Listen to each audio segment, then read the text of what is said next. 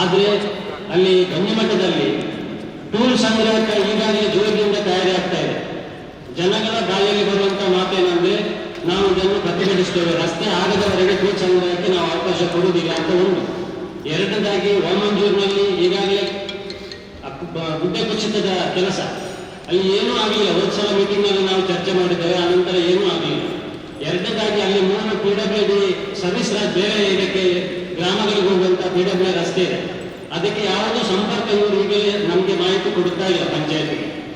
ಒಂದು ತಿರುವೇಲಿ ಗ್ರಾಮದಲ್ಲಿ ಫಲ್ಗುಣಿ ನದಿಯ ಪಕ್ಕದಲ್ಲಿ ಒಂದು ಬೈಪಾಸ್ ಮುಖಾಂತರ ಸರ್ವಿಸ್ ರಸ್ತೆ ಕೊಡ್ತೇವೆ ಅಂತ ಹೇಳಿದ್ದಾರೆ.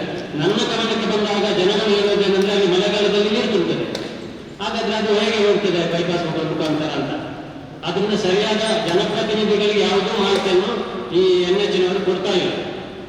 ಬಹಳ ಬೇಸರದ ವಿಷಯ ಅಂದರೆ ತಾವು ದಿಲ್ಲಿಯಲ್ಲಿ ಹೋಗಿ ರಾಷ್ಟ್ರೀಯ ಹೆದ್ದಾರಿಯ ಬಗ್ಗೆ ಅನುದಾನವನ್ನು ತರಲಿಕ್ಕೆ ಪ್ರಯತ್ನ ಪಡ್ತೀರಿ, ಕೆಲಸ ಮಾಡ್ತೀರಿ, ಆದರೆ ಅಧಿಕಾರಿಗಳು ಯಾವುದೇ ಇದರ ಬಗ್ಗೆ ನಮಗೆ ಮೊಬೈಲ್ನಲ್ಲಿ ದೂರ ಆಗುವುದು ಜನಪ್ರತಿನಿಧಿಗಳು.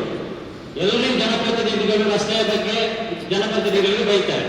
ಆದ್ದರಿಂದ ತಾವು ಈ ಬಗ್ಗೆ ಅಧಿಕಾರಿಗಳನ್ನು ತರಾಟೆಗೆ ತೆಗೆದುಕೊಂಡು ಸೀರಿಯಸ್ ಆಗಿ ಕಠಿಣ ಶಿಕ್ಷೆ ಕೊಡಬೇಕು. ಯಾಕಂದ್ರೆ ದಿನನಿತ್ಯ ಹೈವೇಯಲ್ಲಿ ಅನೇಕ ಯುವಕರು ಸಾಯ್ತಾ ಇದ್ದಾರೆ, ಆಕ್ಸಿಡೆಂಟ್ ಆಗ್ತಾ ಇದೆ. ಅದರ ಬಗ್ಗೆ ಈ ಅಧಿಕಾರಿಗಳು ಯಾವುದೇ ಆದಂತ ಗಮನವನ್ನು ಕೊಡುವುದಿಲ್ಲ ಸರ್. ತಾವು ಈ ಬಗ್ಗೆ ಹೋದ್ಸಲ ಮೀಟಿಂಗ್ ನಂತರ ಈ ಗೂಡಂಗಡಿ ತೆರವಿನ ಬಗ್ಗೆ ಆಗಲಿ ರಸ್ತೆ ಅಭಿವೃದ್ಧಿಯ ಬಗ್ಗೆ ಏನು ಬೆಳವಣಿಗೆ ಆಗಲಿಲ್ಲ. ಅವರು ಕಾರಣ ಕೊಡ್ತಾರೆ ಮಳೆ ಬಂದಿದೆ ಅಂತ. ಈಗ ಇನ್ನೊಂದು ಕಡೆಯಲ್ಲಿ ಉಲ್ಲೇಖ ಮಾಡ್ತಾರೆ ಜೂನ್ 1926 ನಲ್ಲಿ ನಾವು ಬಿಟ್ಟು ಬರ್ತೇವೆ ಅಂತ.